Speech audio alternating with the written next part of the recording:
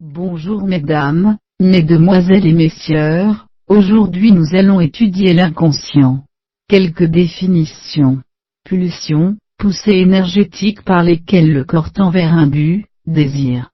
Résistance, force dynamique empêchant les phénomènes inconscients de devenir conscients. Refoulement, opération psychique à partir de laquelle un sujet repousse dans l'inconscient certaines représentations susceptibles de procurer du déplaisir. Il tient un rôle majeur dans le psychisme et dans son équilibre. Refouler, la production du refoulement. Sublimation, concept essentiel chez Freud mais très controversé.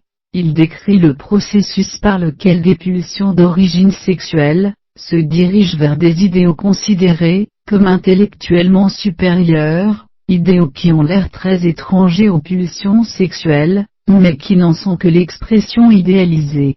Le principe de plaisir et le principe de réalité, l'inconscient est régi par le principe de plaisir. La conscience est régie par le principe de réalité. Dans le psychisme, on trouve des types de pulsions fondamentales, l'éros et thanato. L'éros, l'amour, la pulsion de vie. Thanato, la mort, l'instinct de mort. Dans le psychisme, il n'y a donc que deux instincts fondamentaux, l'éros qui veut conserver et accroître, thanato qui veut détruire. Mais si l'homme ne se réduit plus à la seule conscience, si l'inconscient place le corps comme central parce que soumis aux pulsions, cette approche n'est pas sans conséquence. Une crainte apparaît chez certains penseurs quant aux conséquences de la découverte de l'inconscient.